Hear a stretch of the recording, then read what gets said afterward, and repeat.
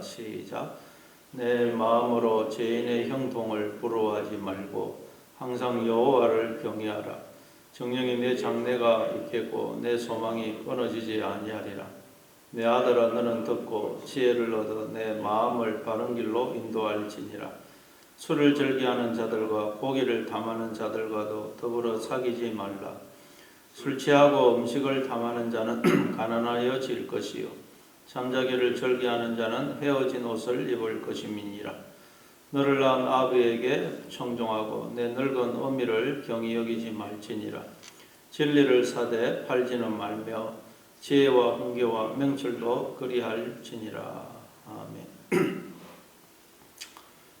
11절에 보니까 내 마음으로 죄인의 형통을 부러워하지 말고 항상 여호와를 경외하라, 그렇게 말씀합니다. 우리가 신앙생활을 하다 보면 늘 이 가지게 되는 시험, 어려움이 뭐냐. 믿음으로 살려고 하는 나는 이렇게 참 어려움이 많고 고난이 많은데 하나님을 알지 못하거나 또 믿음으로 살지 않는 사람은 왜 그렇게 별로 어려움도 없고 잘 사느냐 하는 것입니다. 이건 모든 시대 모든 성도들이 다 들었던 시험이고 고민이고 갈등이었습니다. 믿음으로 살려고 하는 나는 왜 이렇게 어려움이 많고 고난이 많은데 그렇지 않은 사람은 왜 고난이 없고 잘 살까? 그러니까 고민이 되고 신앙의 회의가 되는 것입니다. 믿음으로 사는 게 무슨 의미가 있느냐, 그런 생각까지 듭니다. 욥기서 21장 7절에도 보면 어찌하여 악인이 생존하고 장수하며 기력이 강하냐, 그렇게 이야기합니다. 또 예레미야 12장 1절에도 보면 여호와여, 내가 주와 변론할 때에는 주께서 어려우시니이다. 그러나 내가 주께 질문하옵나니 악한 자의 길이 형통하여 반역한 자가 다 평안하면 무슨 까닭이니까. 또 하박국 선지자도 하박국서 1장 13절에 보면 주께서는 눈이 정결하심으로 악을 참아보지 못하시며 패역을 참아보지 못하시거늘 어찌하여 거짓된 자들을 방관하시며 악인이 자기보다 어려운 사람을 삼키는데도 잠잠하시나이까. 모든 그러니까 성도들이 다 이 고민을, 갈등을 가졌어요. 그리고 우리가 잘 아는 시편 73편 아삽의 시가 또 대표적이죠. 아삽 시편 73편에 보면 2절에 보면 나는 거의 넘어질 뻔하였고 나의 걸음이 미끄러질 뻔하였으니 이는 내가 악인의 형통함을 보고 오만한 자를 질시하였음이로다. 그들은 죽을 때에도 고통이었고 그 힘이 강건하며 사람들이 당하는 고난이 그들에게는 없고 사람들이 당하는 재앙도 그들에게는 없나니 그러므로 교만이 그들의 목걸이요 강포가 그들의 옷이며 살찜으로 그들의 눈이 솟아나며 그들의 소득은 마음의 소원보다 많으며 그들은 능욕하며 악하게 말하며 높은 데서 거만하게 말하며 그들의 입은 하늘에 두고 그들의 혀는 땅에 두루 다니도다. 악인들이 왜 이렇게 잘 되느냐?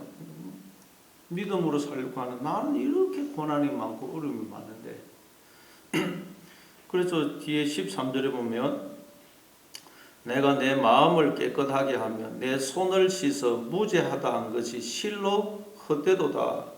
나는 종일 재난을 당하며 아침마다 징벌을 받았도다. 내가 참 마음을 깨끗하게 하며 내 손을 씻어 무죄하다 한 것이 실로 헛되다. 이 세상을 보니 내가 믿음으로 살려고 하고 말씀으로 살려고 하는 것이 무슨 의미가 있냐? 헛되다. 그렇게 이야기하고 있습니다. 참. 그러면 여러분 오늘 본문에서는 그런데 악인들의 형통을 오늘 본문에서는 악인들의 형통을 부러워하지 말아라. 부러워하지 말아라. 그래. 부러워하지 말고 여호와를 항상 여호와를 경외해라. 그래. 그럼 우리가 악인의 행동을 부러워할 이유가 부러워하지 말아야 될 이유가 뭘까요? 예. 시편 또 여기에 대해서 또 말씀하고 있는 데가 시편에서는 73편과 37편이죠. 37편 1절에 보면 악을 행하는 자들 때문에 불평하지 말며 불의를 행하는 자들을 시기하지 말지어다. 그들은 풀과 같이 속히 배임을 당할 것이며 풀은 채소같이 새자날 것이미로다. 불평하지 말라. 악인 때문에. 왜? 그들은 풀과 같이 속히 배임을 당하고 풀은 채소같이 새자날 것이라고 그래. 10절에도 보면 잠시 후에는 악인이 없어지리니 네가 그곳을 자세히 살필지라도 없으리로다. 20절에도 악인들은 멸망하고 여호와의 원수들은 어린 양의 기름같이 타서 연기가 되어 없어지리로다. 35절에도 보면 내가 악인의 큰 세력을 본적 그 본래의 땅에 서 있는 나무잎이 무성한가 같으나 내가 지나갈 때에 그는 없어졌나니 내가 찾아도 발견하지 못하였도다. 악인들 부러워하지 말라는 것. 잠시 형통한 것 같지만 결국 심판을 받는다. 심판. 악인들은 절대 부러워하지 말아라.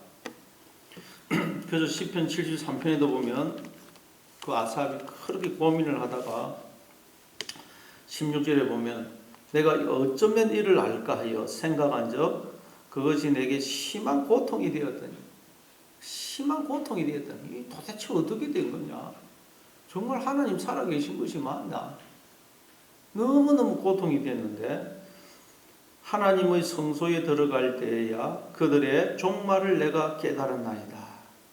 주께서 참으로 그들을 미끄러운 곳에 두시며 파멸에 던지시니 그들이 어찌하여 그리 갑자기 항폐되었는가. 놀랄 정도로 그들은 전멸하였나이다. 너무너무 이것 때문에 참 고민이 되고 고통이 되었는데 하나님의 성소에 들어가니까 다 이게 이해가 되더라. 하나님의 성소에 들어갔다는 말은 여러분 우리가 성소 아닙니까? 하나님을 마음의 주인으로 모신 상태. 그래서 하나님의 마음을 알고 하나님의 마음을 품은 상태가 되니까 다 이해가 되더라. 악인들은 하나님께서 우리 성도를 연단시키고 깨닫게 하기 위해서 사용하는 도구들하는 거예요. 도구. 그래서 그들이 회개하지 않으면 그들은 도구로 쓰임받다가 버림받더라.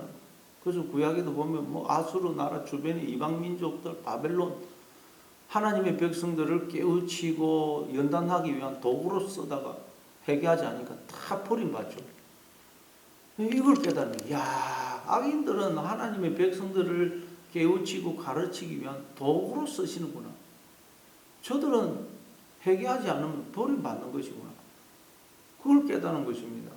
그래서 우리는 절대 악인들을 부러워하면 안 된다는 거예요. 그럼 어떻게 해야 됩니까? 여호와를 항상 경외하라. 그죠? 항상 여호와를 경외하라. 우리가 여호와를 경외하지 않으면 늘 하나님을 바라보고 의지하고 소망하지 않으면 자꾸 눈에 보이는 현상만 쳐다보고 마음이 흔들리게 되어 있습니다. 그냥 다른 사람하고 비교해가지고 그 사람 부러워하기도 하고 내가 처한 환경과 여건을 보면서 절망하고 우울해하기도 하고 그런다는 거예요. 왜요? 하나님을 우리가 경외하지 않으면 하나님을 바라보고 소망하지 않으면 그렇게 된다는 것입니다. 그리고 18절에 보니까 정령이 내 장래가 있겠고 내 소망이 끊어지지 아니하리라. 어떻게 하면요? 여호와를 경외하면 하나님만 늘 바라보고 의지하고 소망하면 왜 그 하나님이 언제나 나와 함께 하시면서 당신의 생명을 주시는 사랑을 나에게 베풀어 주시고 나를 가장 복된 길로 생명의 길로 인도하고 계시거든요. 그래서 그 하나님만 경외하면 정령이 너의 장래가 있겠고 네 소망이 끊어지지 아니하리라. 눈에 보이는 것들은 다 그림자입니다. 없어지는 것입니다. 하나님만이 실체가 되십니다. 영원한 소망이고 반석이 되시죠. 그래서 그 하나님을 붙들 때 우리는 우리의 영원한 미래가 있고 영원한 소망이 있는 것입니다. 그래서 예레미야 29장 11절에도 보면 여호와의 말씀이니라 너희를 향한 나의 생각을 내가 아나니 평안이요 재앙이 아니니라 너희에게 미래와 희망을 주는 것이니라. 우리를 향한 하나님의 뜻은 뭡니까? 재앙이 아니고 평안이라는 것입니다. 우리에게 영원한 미래와 희망을 소망을 주는 것입니다. 이 하나님을 바라봐야지. 이 하나님을 안 바라보고 눈에 보이는 것만 바라보면 계속 흔들립니다. 눈에 보이는 것은 실체가 아니고 성경하면 그림자라는 그림자. 그림자는 늘 흔들립니다, 여러분. 흔들립니다. 그래서 이걸 알고 하박국 선지자는 많은 갈등을 하다가 이걸 알니까 하박국서 3장 17절에 보니까 비록 무화과 나무가 무성하지 못하고 포도나무에 열매가 없고 감람나무에 소출이 없고 밭에 식물이 없고 우리에 양이 없고 외양간에 소가 없을지라도 나는 여호와로 인하여 기뻐하고 구원의 하나님으로 인하여 즐거워하리로다. 주 나의 하나님은 나의 힘이시라. 나의 발을 사슴과 같게 하사 나로 나의 높은 곳에 다니게 하시리로다. 그렇게 고백합니다. 하나님을 바라볼 때 우리가 흔들리지 않을 수 있는. 그리고 오늘도 여러분 눈에 보이는 거 자꾸 바라보면 안 됩니다. 이 흔들립니다. 이건 실체가 아니기 때문에.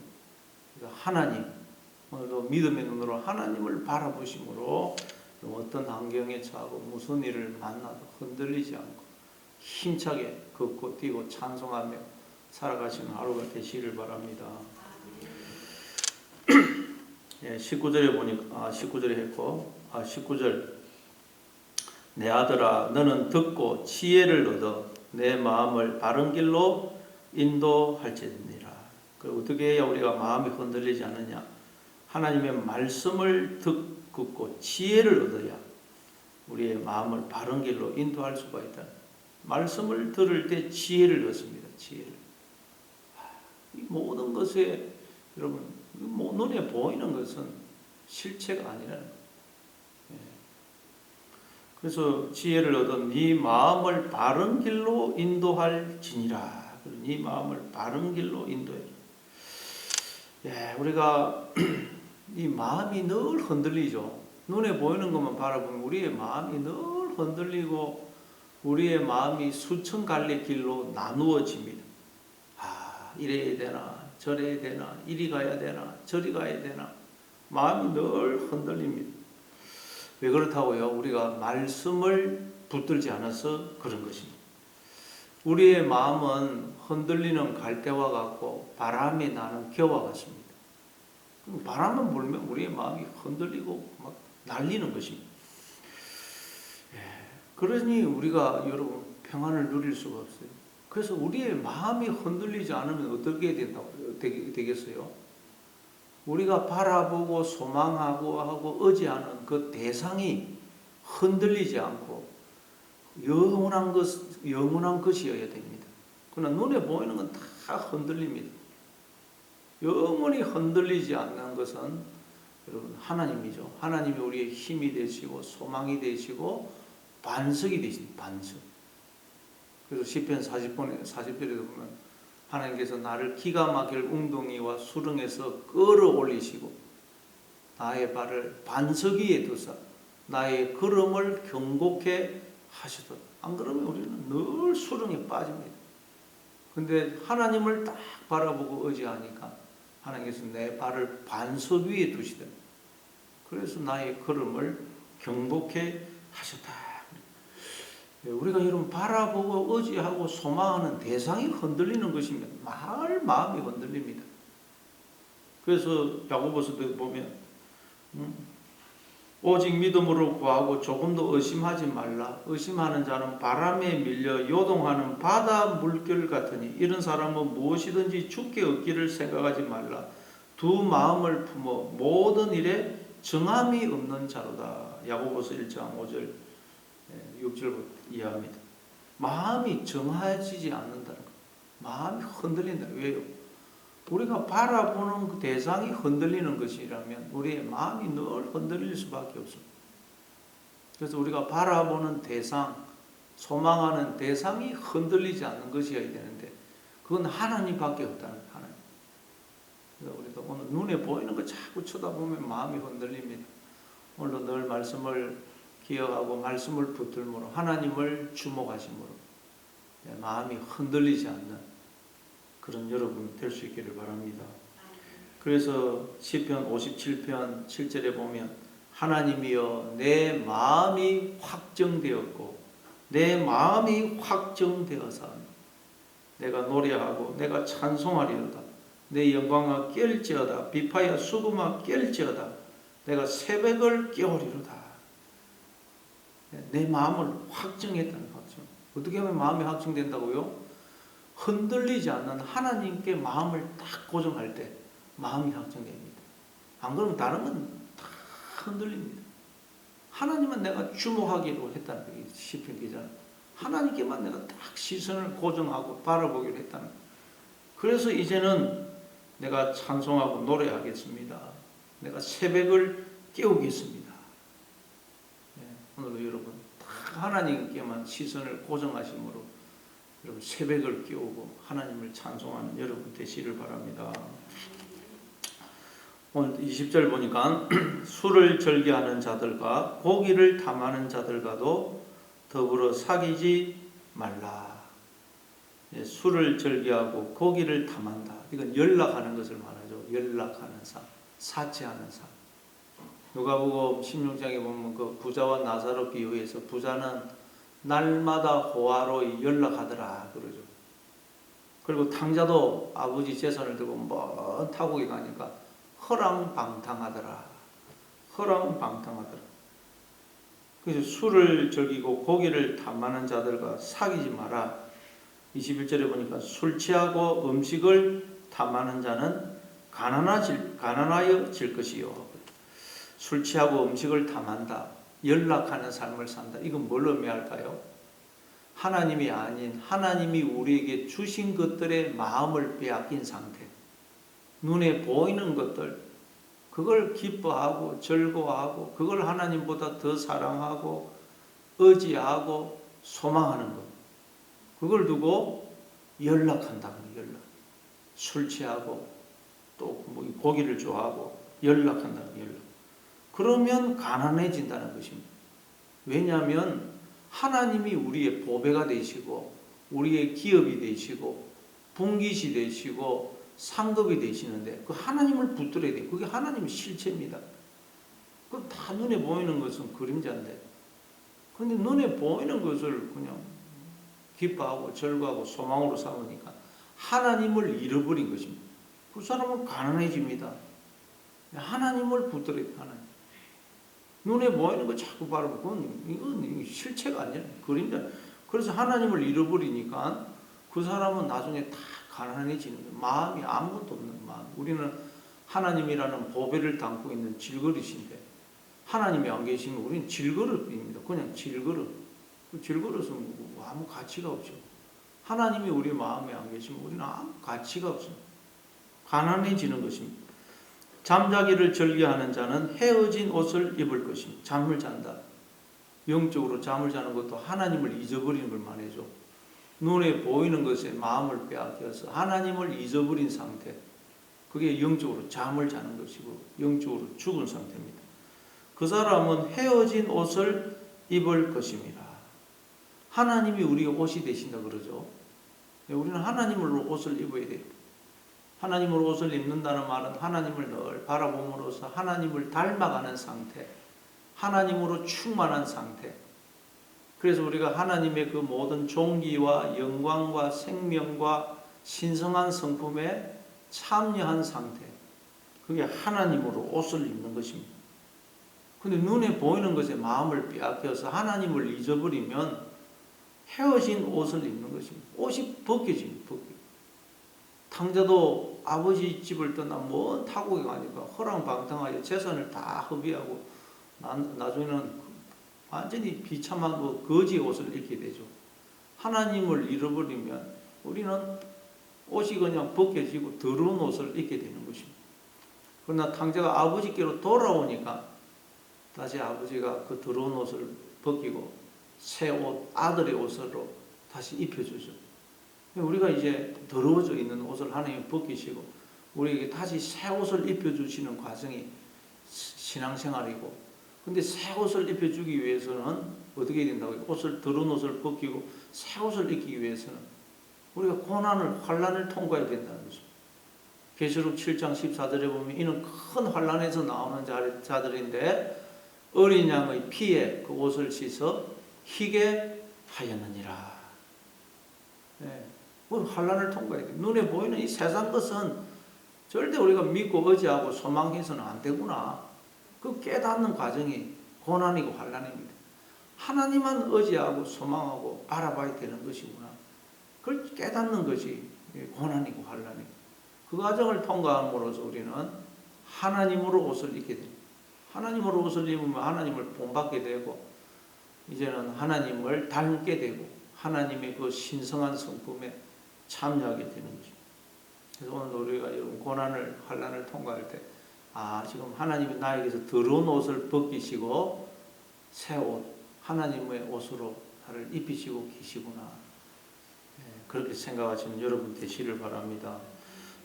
22절에 너를 낳은 아비에게 청종하고 내 늙은 어미를 경히 여기지 알지니라. 우리가 육신의 부모를 공경해야 됩니다. 육신의 부모는 하나님의 대리인이기 때문에, 그래서 우리는 육신의 부모 공경을 통해서 하나님 경외하는 법을 배우는 것입니다.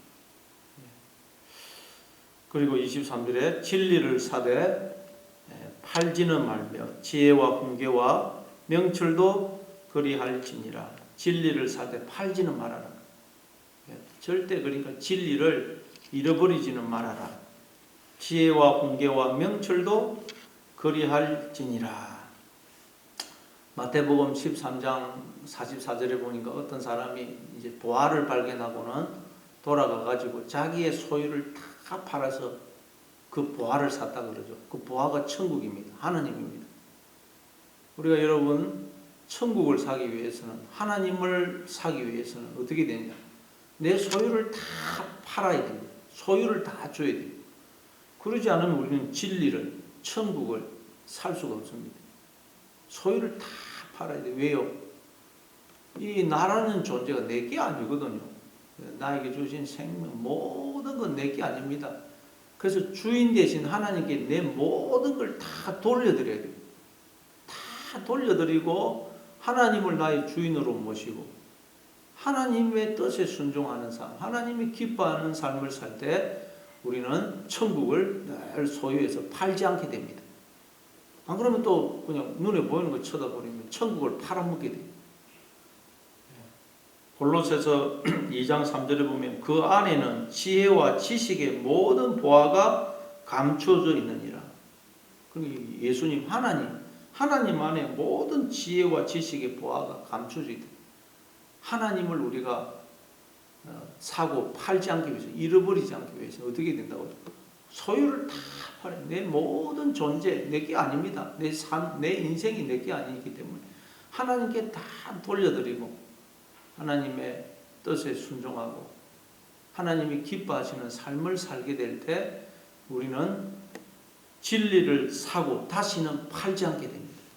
그런데 또 눈에 보이는 것에 마음을 빼앗겨 버리면 이 팔아먹게 됩니다. 팔아먹게. 사울왕이 그랬죠. 사울왕이 처음에는 겸손했어요. 샀습니다. 그런데 눈에 보이는 것에 빼앗겨가지고 하나님이 아멜렉을 모든 걸 진멸하려고 그러는데 좋은 것들은 뚝 남겨둡니다. 눈에 보이는 것에 마음을 빼앗기더라. 그걸 의지하고 소망하더라. 그러더니 천국을 다 팔아먹고 없어져 버려요.